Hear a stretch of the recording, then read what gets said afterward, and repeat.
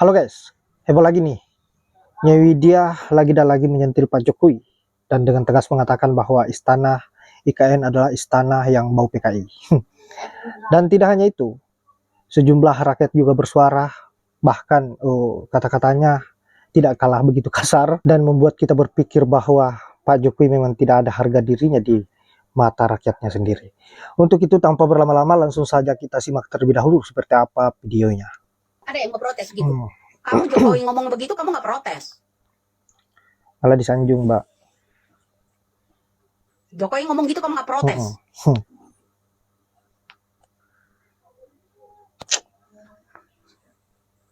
Jangan lupa kamu, ya.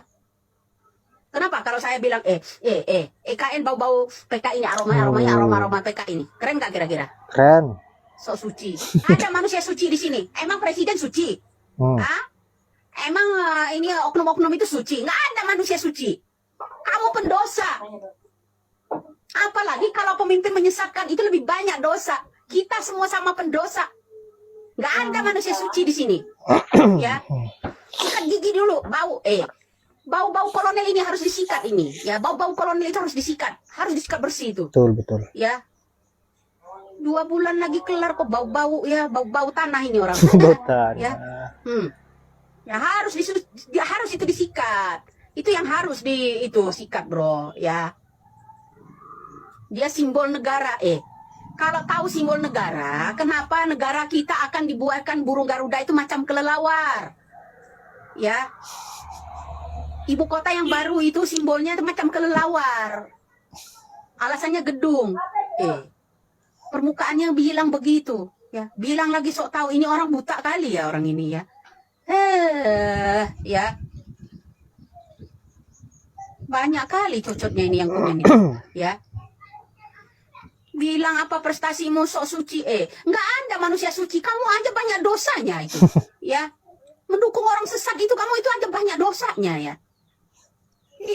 Dan kita harus nyatakan Presiden Jokowi itu bukan saja bajingan dan tolol, tapi bangsa. Bangsanya karena menyatakan bahwa kolonial itu Istana Merdeka dan Istana Bogor. Kamu itu tinggal di situ dibiayai oleh negara dari ujung kaki sampai ujung rambut. Lu taunya tahu beres, makan kenyang ini segala macam. Lu sampai dipijit, diurut, di semua difasilitasi oleh negara. Tiba-tiba lu bilang istana itu adalah bau-bau kolonial, ya kan? Yang ada bau mulut Jokowi bau kolonial, lebih bangsat daripada penjajah. Karena gara-gara dia itulah membuat istana-istana baru itu dengan memeras rakyat, mengusir rakyat, merampok tanah-tanah rakyat. Sekali lagi, Jokowi bangsat, bajingan, tolol. Ya kan, harus rakyat itu lawan, harus rakyat berani melawan. Ya kan? Kalau perlu, karena dia sudah nyatakan bau-bau kolonial di sana, lu pulang besok gak usah tinggal lagi di Istana Merdeka. No, pasang tenda depan ini, Monas lo. Ya kan? Jangan sekali-sekali tidur. Kamu sama dengan menjilat dia dulu sendiri. Ini brengsek ini presiden ini.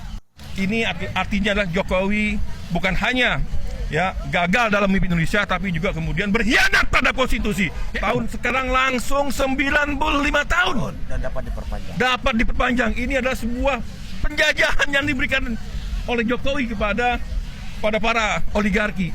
Yang kedua adalah kawan-kawan, ternyata Jokowi di sana kemudian kembali memberikan karpet merah bagi TKA. Di pasal 22 ada 3 item terkait TKA. Yang pertama adalah di pasal 22 tersebut ya. Di KN itu bahwasanya setiap pengusaha di KN itu para TKA-nya dibebaskan uang kontribusi sebesar 100 US dollar. Katanya kita lagi nggak punya duit, tapi kok ini dibebaskan?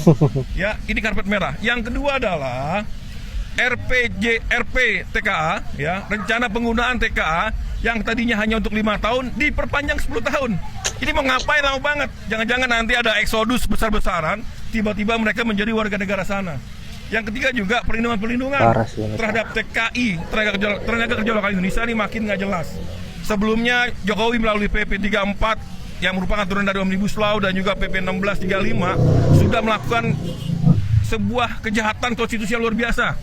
Yang pertama adalah menghapuskan kewajiban bagi TKA harus bisa berbahasa Indonesia.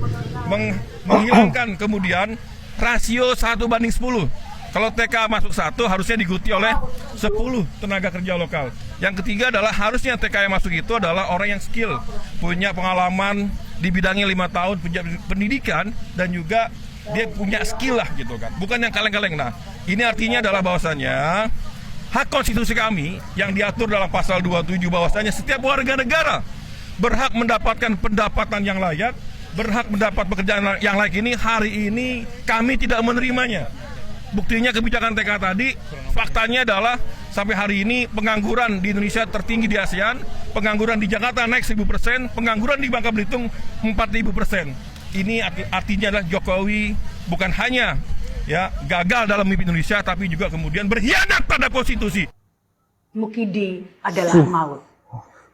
Betapa tidak? Para pimpinan parpol dibuat manut. Betul. Dengan ancaman penjara, mereka takut dan rela menjadi badut.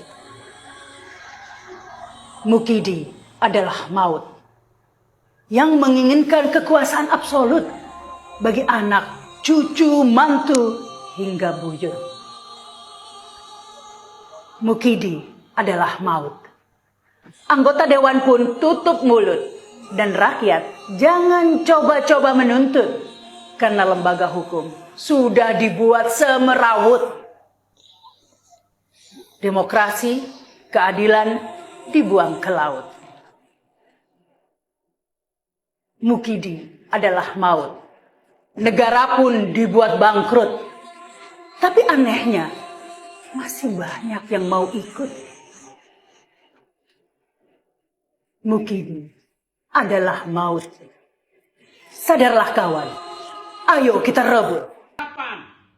Sampai kapan negara ini akan jadi benar? Hukum dipermainkan. Gue salut dan sekaligus bangga sama Bapak Hakim. Gue curiga juga Bapak ini bakal dikriminalisasi. Karena tahu sendiri kan konsepnya, orang baik dan jujur bakal dimutasi. Ya bakal dicari-cari kesalahannya dan bakal dibungkam. Ya emang harus kuat mental sih untuk menghadapi hukum yang gak sesuai pada tempatnya ya. Dan dimana kalau kita bicara tentang kebenaran, musuh kebenaran adalah fakta. Dan faktanya di negara ini udah terlampau banyak oknum, udah terlampau cacat hukumnya. Apa yang bisa diharapin dari negara yang gak bisa maju ini? Karena pola pikirnya udah terbelakang jauh. Penguasanya haus akan kekuasaan. Pejabatnya juga gila korupsi. Dan juga orang-orang yang duduk di kementerian, di DPR, dan orang-orang yang terjun di dunia politik juga kebanyakan cari untung pribadi, cari kekayaan, bukan untuk pengabdian. Apa itu pengabdian? Karena suara orang miskin hanya akan didengar di musim-musim pemilu, tidak setiap saat, apalagi ketika mereka sudah menjabat. Emang siapa kita yang suara kita bakal didengar mereka?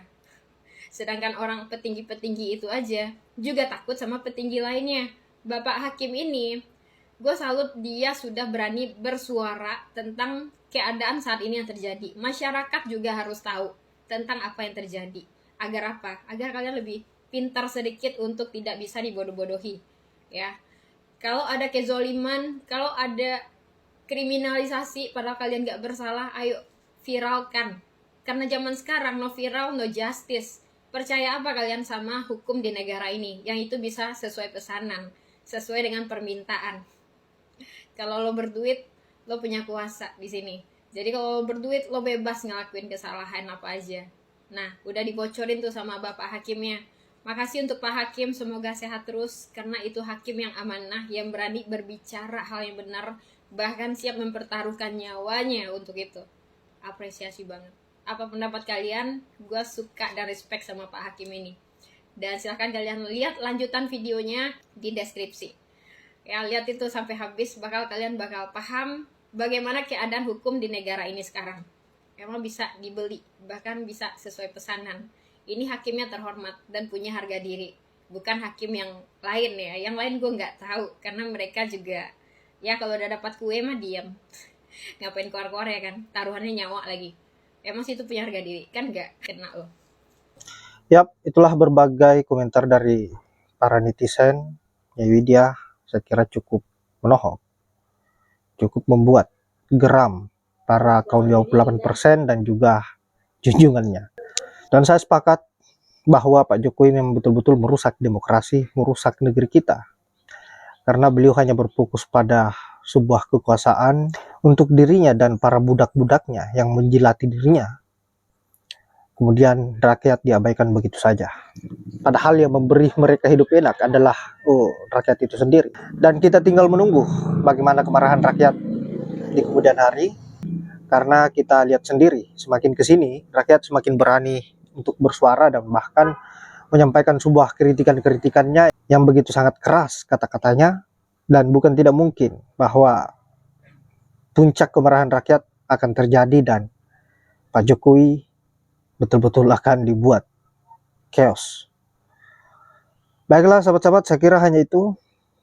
Terima kasih sudah menyempatkan diri untuk menonton, dan buat orang-orang yang selalu bersuara untuk bagaimana agar bisa menyampaikan aspirasi rakyat, mewakili suara rakyat, tetap diberikan kesehatan, semangat, jangan pernah menyerah untuk memperjuangkan yang namanya keadilan dan kesejahteraan buat seluruh rakyat Indonesia.